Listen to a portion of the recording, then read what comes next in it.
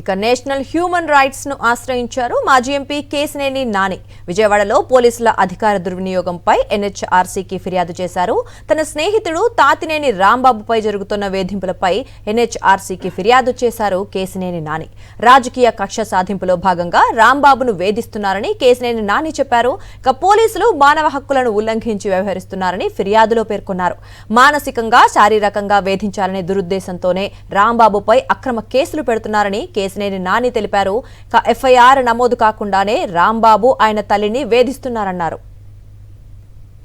ఇక ఇదే అంశానికి సంబంధించి మరిన్ని అప్డేట్స్ మా కరెస్పాండెంట్ అశోక్ అందిస్తారు.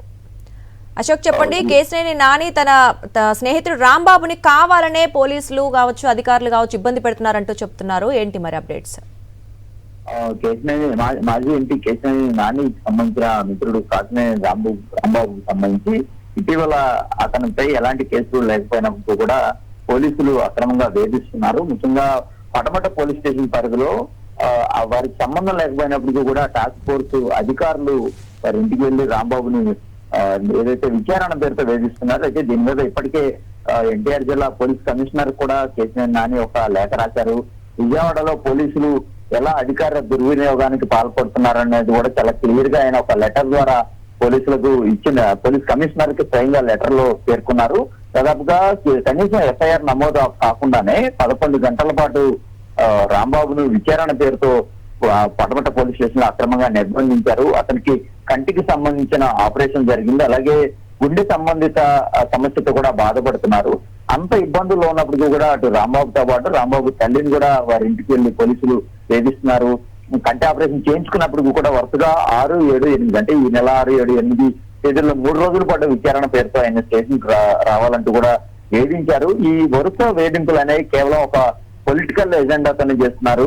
ఎవరైతే ప్రస్తుతం విజయవాడ ఎంపీ కేశినేని చిన్ని ఉన్నారో అతని ప్రోద్బలంతోనే ఇదంతా జరుగుతుందన్నది ప్రధానంగా కేశినేని నాని ఆరోపిస్తున్నారు. ఈ క్రమంలోనే పోలీసులకు లేఖ రాసినప్పుడు కూడా సరైన స్పందన రాకపోవడంతో ఈసారి నేరుగా జాతీయ హ్యూమన్ రైట్స్ ను ఆశ్రయించారు. ఖచ్చితంగా ఈ వేధింపుల మీద జోక్యం కలుగు చేసుకుని రాంబాబు పోలీసుల నుంచి ఎదురవుతున్న ప్రమాదం ఏదైతే ఉందో దాన్ని తప్పించాలని కూడా కోరిన పరిస్థితి కనిపిస్తుంది.